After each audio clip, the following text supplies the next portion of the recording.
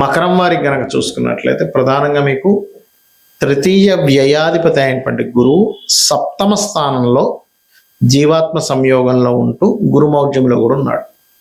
కాబట్టి దీనివల్ల మీకు కలిగే ఫలితాలు ఏమిటి? మీ పర్సనల్ చార్ట్లో ఏదైనా గ్రహం గనక అస్తంగత దోషంలోకి వెళ్ళిపోయినప్పుడు తీసుకోవాల్సిన జాగ్రత్తలు, ఏ దేవతారాధన చేయాలి, ఎటువంటి విషయాల పట్ల మీరు జాగ్రత్త వహించాలనేటువంటి అంశాలు చెప్తుంది. నేనైనప్పటికీ చెప్పిస్తుంది సాక్షాత్ లలిత అమ్మవారిగా భావిస్తూ ఆ లలితాంబిక అమ్మవారి యొక్క అనుగ్రహం మీకు పరిపూర్ణంగా కలగాలని మనస్ఫూర్తిగా కోరుకుంటూ, ఇక్కడ మకర లగ్నం వారికి సహజంగానే శ్రమించడం ఇదంతా ఉంది. శని కూడా మంచి మూడో స్థానంలో మంచి ప్లేస్లోనే ఉన్నాడు. కాకపోతే ఇక్కడ ఏంటంటే మూడవ అధిపతి వ్యయాధిపతి ఎప్పుడైతే సప్తమంలో అస్తంగత్వ దోషంలో ఉంటాడో మకరం వారికి కొంత సామాజిక విషయంలోని, సోషల్ రిలేటెడ్ సంబంధించిన విషయాల్లోని, లేకపోతే ఎవరో ఏదో మాట చెప్పినటువంటి విషయాన్ని సమాజంలో జరుగుతున్న దాన్ని సరిగ్గా అంటే సామాజిక విషయాలు మీకు వినికిడిగా వస్తున్నటువంటివి, ఈ విషయాలను ఒక్కొక్కసారి సరిగ్గా బేరేజ్ చేసుకోకుండా ఇన్వెస్ట్మెంట్ చేయడం వల్ల ఇబ్బంది వస్తుంది. అది కూడా ఎవరితోనైనా కలిసి చేయడం వల్ల, పార్ట్నర్షిప్స్ వల్ల. అంటే మీరు ఒక బిజినెస్ అనుకుంటున్నారు, ఎవరో ఏదో చెప్పారు, పలానా దగ్గర పలానా ఇది వస్తుంది తెలుసా మీకు, అక్కడ కనుక ఇప్పుడు ఈ బిజినెస్ స్టార్ట్ చేస్తే అద్భుతంగా ఉంటుంది. ఆ ఇన్ఫర్మేషన్ ఒక్కోసారి రాంగ్ అవుతుంది, గుర్తుపెట్టుకోండి. ఎందుకంటే మూడో అధిపతి కంబస్ట్ కదా. అలాంటప్పుడు మనం ఏం చేస్తాం, మీ పార్ట్నర్కి ఎవరికో చెప్తారు, లేదా మీ పార్ట్నర్ ఇలాంటి విషయాలు చెప్తారు, వెళ్ళి అక్కడ ఇన్వెస్ట్మెంట్ చేయడము, అయ్యో అనవసరంగా ఇక్కడ బిజినెస్ పెట్టాము, ఇన్ని కోట్లు పెట్టి అనుకోవడం జరుగుతూ ఉంటుంది. కాబట్టి సోషల్ మీడియాస్లోనో లేకపోతే కొంతమంది చెప్పినటువంటి మాటలను నమ్మి ఇన్వెస్ట్మెంట్స్ చేయకండి దయచేసి పార్ట్నర్షిప్స్లో. ఇది ఏమవుతుంటుందంటే రాంగ్ గైడెన్స్ రావడం, రాంగ్ ఇన్ఫర్మేషన్ రావడం వల్ల ఇన్వెస్ట్మెంట్ బ్లాక్ అవుతూ ఉంటుంది. కాబట్టి ఈ విషయంలో జాగ్రత్తగా ఉండండి. మరియు జీవిత భాగస్వామిని ఎంపిక చేసుకునే విషయంలో, పార్ట్నర్స్ని ఎంపిక చేసుకునే విషయంలో, వివాహ నిర్ణయాలు, ఎందుకంటే సప్తమ స్థానం అనేటువంటిది వివాహం, ఇవి ఇస్తూ కాకపోతే ఎంతైనా జీవాత్మ సంయోగం సప్తమంలో ఉంది కాబట్టి కొంత సామాజికమైనటువంటి పేరు ప్రఖ్యాతలు రావడం, మీ జీవిత భాగస్వామికి కూడా కొంత గుర్తింపు రావడం కూడా ఇస్తూ ఉంటుంది కాంబినేషన్ అనేటువంటిది. అయితే ఇక్కడ మీరు చేయవలసినటువంటి దేవత ఆరాధన ఏమిటి? సుబ్రహ్మణ్యేశ్వర స్వామి యొక్క ఆరాధన, లలితా సహస్రనామాల యొక్క శ్రవణము, లేదండి ఆల్రెడీ వివాహం అయింది కానీ నాకు ఇబ్బంది అవుతుంది లేదా అనుకున్నప్పుడు ఓం శివకామేశ్వరాంకస్త శివ స్వాధీన వల్లభాయే నమః అనే మంత్రం చేయండి. అన్ని విధాలు బాగుంటుంది. గోచారంలో జరిగేటువంటి గురువు కానీ శుక్రుడు కానీ ఉన్నప్పుడు దాన్ని మౌఢ్యమే అంటారు. మన జన్మజాతకంలో ఏదైనా ఒక గ్రహం గనక సూర్యుడికి దగ్గర డిగ్రీల్లో, అంటే మౌఢ్యమి కానీ ఇవన్నీ ఎందుకు వస్తాయి అంటే 8 డిగ్రీల లోపల కనుక ఉన్నట్లయితే, 8 నుంచి లోపల ఉన్నట్లయితే దాన్ని మౌఢ్యమి, అస్తంగత్వ దోషము అంటారు పర్సనల్ చార్ట్లో. ఇలా అస్తంగత్వ దోషాల్లో మనకి బుధుడు తప్ప మిగతా గ్రహాలన్నీ అస్తంగత్వ దోషంలోకి వెళ్ళిపోతాయి. బుధుడు కూడా వెళ్తారు కానీ అంత ఎక్కువగా వెళ్ళదు, బుధుడు యొక్క ప్రభావం ఉండదు.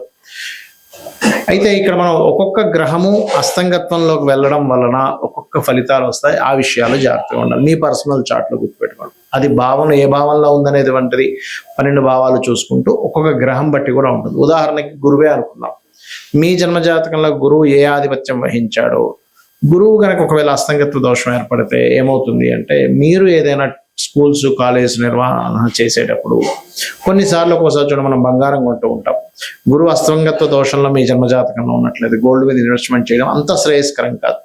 పర్లేదండి రవి బాగున్నాడు అన్నప్పుడు కొంతవరకు 50-50గా ఉంటుంది. రవి కూడా పాడైపోయి గురువు కూడా పాడైతే గోల్డ్ మీద ఇన్వెస్ట్మెంట్స్ అనేవి చేయకూడదు, అస్తంగత్వ దోషంలో ఉన్నా గురువు లేదా పాపకత్తిలో ఉన్నా.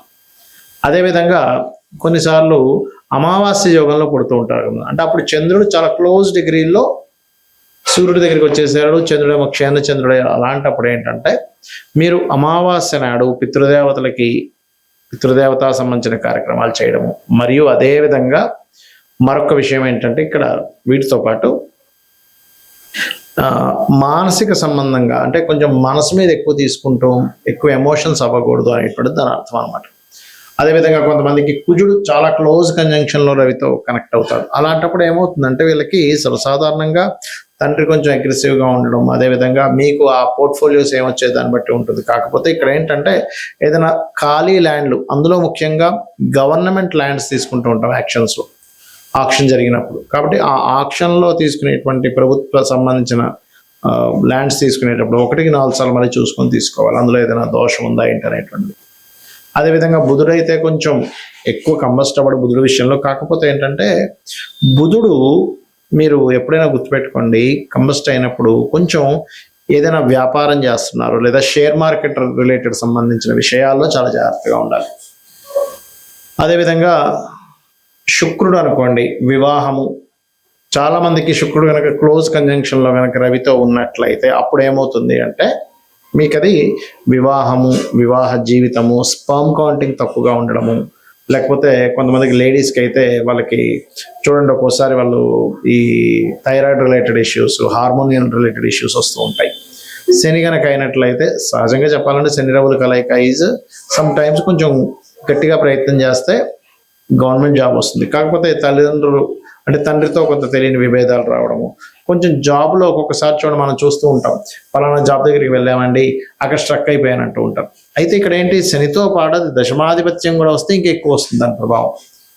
రాహువు కేతు అయితే గ్రహణ సమయాలు అవి పెద్దగా కంబస్ట్ అవ్వు దీనికి, ఎందుకంటే ఛాయాగ్రహాలు నిజమైనటువంటి గ్రహాలు కావు నోట్స్ కాబట్టి.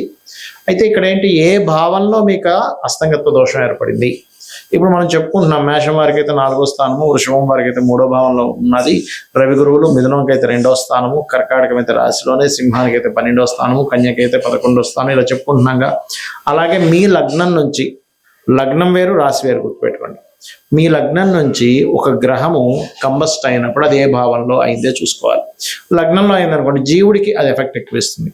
ధనస్థానంలో అయితే అది ఏ గ్రహము తత్సంబంధించినటువంటి ధన సంబంధించిన విషయాల్లో జాగ్రత్తగా ఉండాలి. 3 అయితే అన్నదమ్ములు కమ్యూనికేషన్స్ విషయాల్లో, 4 అయితే ప్రాపర్టీస్ కొనుగోలు చేసే విషయంలో, 5 అయితే సంతానం విషయంలో లేదా ప్రేమ వ్యవహారాల విషయంలో, ఏదో ప్రేమ వ్యవహారాలకు సంబంధించిన విషయాల్లో వెళ్ళి విరుక్కుపోవడం ఇట్లాంటివి జరుగుతూ ఉంటాయి. అదేవిధంగా 6 అనుకోండి, రుణాలు ఇవ్వడం, రుణం తీసుకోవడం వల్ల. 7వ అయితే వివాహం ద్వారా కొంతమందికి ఏదో స్ట్రక్ అయిపోయినట్టుగా అయిపోతాయి కొన్ని లైఫ్స్. 8వ అయితే తాతగారు ఆస్తి, కొంత రీసెర్చెస్ వల్ల రీసెర్చ్ అవ్వకపోవడం వల్ల మేము స్ట్రక్ అయిపోయాము అని ఇలా ఉంటూ ఉంటుంది. 9వ స్థానం అయితేనేమో తండ్రి స్ట్రక్ అయిపోవడము, అంటే తండ్రి అతని లైఫ్లో చాలా విషయాలు స్ట్రక్ అయిపోయినట్టుగా మనం తీసుకోవాలి. అదేవిధంగా హైయర్ ఎడ్యుకేషన్ బ్యాక్లాగ్స్ ఉండిపోవడం, ముందుకు కదలకపోవడం, ఏదో కారణాల వల్ల ఇబ్బంది వస్తూ ఉంటుంది. 10వ స్థానం అయ్యి అందులో ముఖ్యంగా శని అయితే వీళ్ళు ఉద్యోగం చేసే విషయంలో ముందుకు వెళ్ళలేకపోతుంటారు. అప్పుడు వ్యాపార యోగం ఏమైనా ఉందేమో చూసుకోవాలి.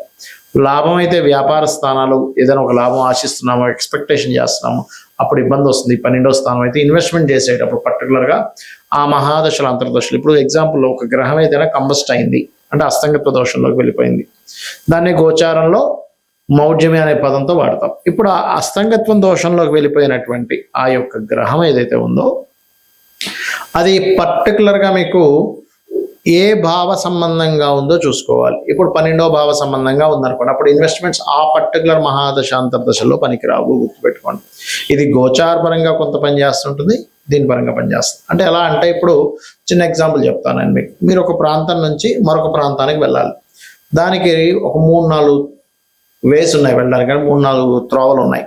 కానీ మీరు వెళ్ళే త్రోవ మీకు ముందుగానే ఏమంటే అక్కడంతా వర్క్ నడుస్తుంది, రోడ్ అంతా క్లోజ్ ఉందని ఒక 2-3 కిలోమీటర్ల ముందే తెలిసింది అనుకోండి, మీరు ఏం చేస్తారు, అమ్మ అటు వెళ్తే కష్టమైతే అయితే ఇంకో రూట్లోంచి వెళ్ళిపోతారు.